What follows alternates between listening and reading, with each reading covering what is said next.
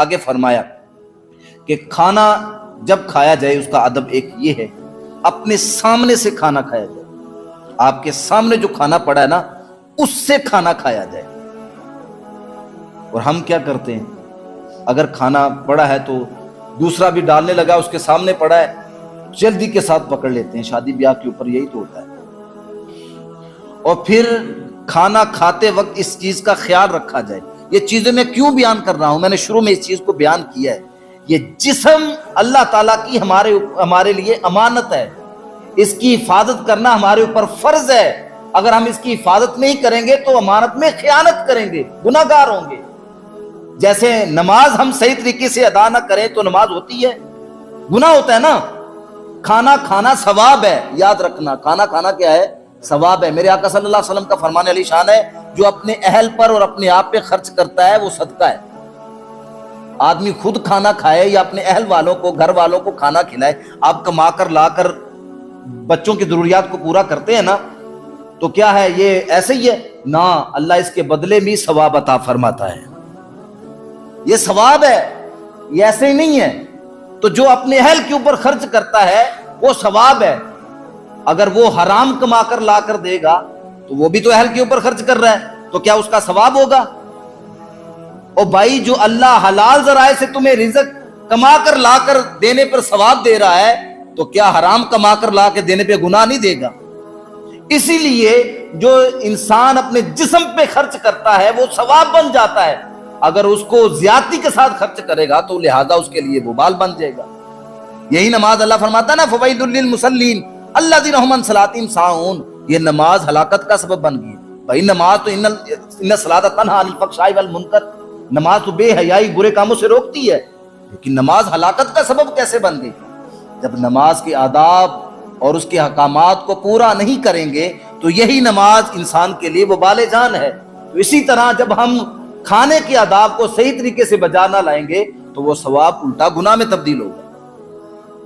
اس کو چیزوں کو سمجھیں. اور شادی بیاہ کے اوپر جو ہم کرتے ہیں, اللہ اکبر, نعوذ باللہ من ذالک, اللہ معاف کرے, ہم آخری زندگی کا اور پہلا کھانا سمجھ کے ہم اس کو کھاتے ہیں. پتہ نہیں اس کے بعد کھانا ملنا ہے کہ نہیں ملنا, یہ سانسیں باقی رہنی ہے کہ نہیں رہنی, اس کے بعد پتہ نہیں زندگی وفا کرے کہ نہ کرے. کھا لو یار, ڈھیر لگا کے, اور پھر کس طرح سے ہم اس کھانے کو کھاتے ہیں. کھانا جب ہم کھاتے ہیں نا تو ایک تو ہم ڈھیر لگا لیتے ہیں اور پھر چھوڑ دیتے ہیں, ضائع کر دیتے ہیں, اور سمجھتے ہیں کہ ہم نے ان کا نقصان کر دیا. یہ تو ان کا نقصان ہو گیا, ان کی عزت کا جنازہ نکلا. دوسرا اپنے رزق پہ لات ماری. یہ میرے آقا صلی اللہ علیہ وسلم کا فرمان ہے, کھانے کو چھوڑنے والا کھانے کی ناشکری کرتا ہے. جو کھانے کی ناشکری کرتا ہے, کھانا رزق جو ہے اس سے ناراض ہو جاتا ہے, بے برکتی شروع ہو جاتی ہے. آج بڑا بڑا روپیہ پیسہ بھی ہے لیکن گھر کے کام جو نظام وہ نہیں چل رہا. کیوں؟ برکت اٹھا لی گئی. جب کھانے سے برکت اٹھا لی جائے, لاکھوں روپیہ بھی موجود ہو تو پھر کافی نہیں ہوتا. وہ حضرت ابو ہریرہ رضی اللہ تعالی عنہ کا وہ پیالے کا واقعہ آپ نے تو سنا ہے. ایک پیالہ 70 صحابہ پی گئے لیکن ختم نہیں ہوا. کیوں؟ اللہ نے اس میں برکت عطا فرما دی تھی. جب کسی چیز میں برکت آ جاتی ہے تو وہ تھوڑی چیز زیادہ کے لیے کافی ہو جاتی ہے. دوسری چیز ہم وہاں کیا کرتے ہیں, وہاں رہتا پڑا ہوتا ہے نا, تو گلاسوں میں ڈال لیتے ہیں. تو رائتا انہوں نے رکھا ہوتا ہے کہ ضرورت کے تحت ساتھ لگانے کے لیے. آپ رائتا گھر میں پینے کے لیے استعمال کرتے ہیں, جب گھر میں رائتا بنتا ہے گلاسوں میں ڈال کے پیتے ہیں. کبھی کسی نے پیا ہو, ہاں کوئی زیادہ ہو گیا تو پھر پی لیں, تو آپ کی مرضی ہے. مہمانوں کے جانے کے بعد رائتا بچ گیا, جی چلو جی زیادہ کھا لیا, چلو رائتا تھوڑا سا پی لیں. پہلے پی کے دکھائیں. آپ کے گھر والی ایک بڑا چمچ ہاتھ میں مارے گی, تاڑی مہربانی پہ لو مہمانوں تو کھانا کھا لیں, بچ گیا تو پھر پی لیا, جو مرضی کر لیا. بات سچی ہے بھائی. اب وہ رہتا ہم پی لیتے ہیں اور گلاس بھر کے ماشاءاللہ کچھ لوگ جو ہیں ساتھ رکھ لیتے ہیں, اور انہوں نے ایک ڈھیر بھی لگایا ہوتا ہے ساتھ گوشت کا, وہ کھا رہے ہوتے ہیں اسپیڈ کے ساتھ رہتا پی رہے ہوتے ہیں.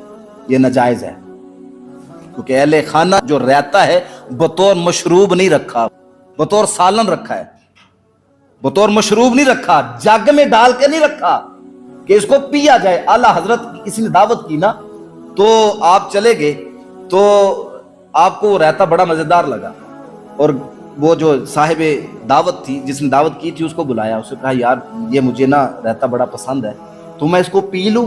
حضور آپ کے لیے تو بنایا سب کچھ، کوئی اور ہے بھی نہیں، آپ کے لیے سب کچھ ہے۔ کہا نہیں، میں اس لیے کہہ رہا ہوں کیونکہ یہ رائتا تم نے بطور سالن بنایا ہے، بطور مشروب نہیں بنایا ہے، تو اس لیے وہ رائتا اس طرح استعمال کرنا جائز نہیں ہے، اور ہم ڈگا ڈگ پی رہے ہوتے ہیں، ہم اس چیز کا بالکل خیال نہیں رکھتے۔ پھر وہاں ایک اور طوفان بدتمیزی یہ ہوتا ہے، پھر ہم نے کھانا کھایا، اور یہاں بھی ایک چیز ہونی چاہیے معاشرے کے اندر، کیونکہ یار جسم اللہ کی امانت ہے، اس کی حفاظت ہمارے اوپر لازم ہے۔ اکثر آدمی کھانا کھانے کے بعد، شادی کے کھانا کھانے کے بعد بد ہضمی کا شکار ہو جاتا ہے۔ الٹیاں میں نے بڑے لوگوں کو کرتے دیکھا ہے، لیکن کھاتے ہوئے اس چیز کا بالکل خیال نہیں کرتے۔ پہلے رشین سیلڈ آ جاتی ہے، چکن دابو آ جاتا ہے، ٹکا آ جاتا ہے، پھر اس کے بعد گوشت آ جاتا ہے، چاول پڑے ہیں، لاسٹ پہ کیا جی، آئس کریم آ گئی ہے، بیڑا غرق ہو گیا، سب کا بیڑا غرق ہو گیا، جتنا بھی کھایا تھا سارے کا بیڑا غرق ہو گیا۔ وہ ہمارے حکیم صاحب بیٹھے ہیں، جعفر صاحب، پوچھ لیجئے ان سے، حکمت بھی ماشاءاللہ انہوں نے کی ہوئی ہے کہ بیڑا غرق ہو نہیں جاتا اس کے ساتھ۔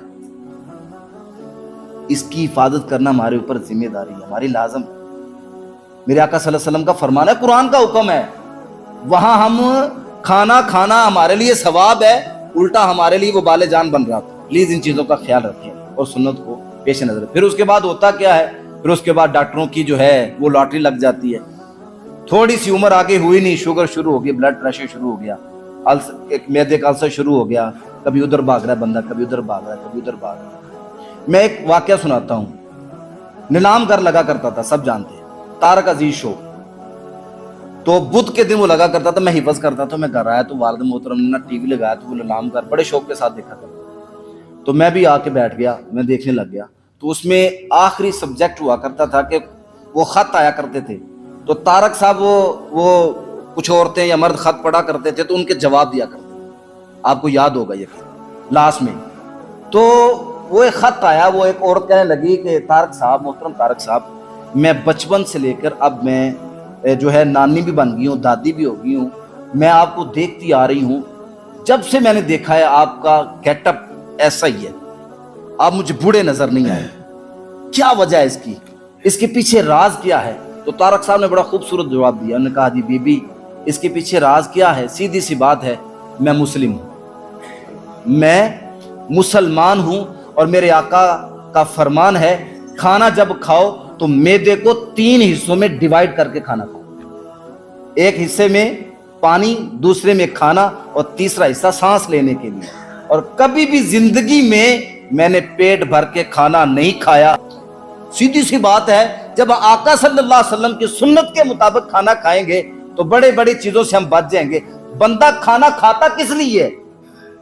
سیدھی سی بات ہے، کھانا کھاتا ہے بندہ اپنی جان کے لیے، اگر وہی کھانا انسان کے لیے وہ بالے جان بن جائے تو وہ اپنے لیے دشمنی پیدا کر رہا ہے نا۔ تو اس لیے جب ہمیں ضرورت ہے کہ ہم نماز صحیح طریقے سے پڑھیں تو پہلی ضرورت یہ ہے کہ ہم کھانا بھی صحیح طریقے سے کھائیں، کھانے کے بھی آداب ہمیں آنے چاہیے کہ ہم نے کھانا کس طریقے سے کھانا ہے۔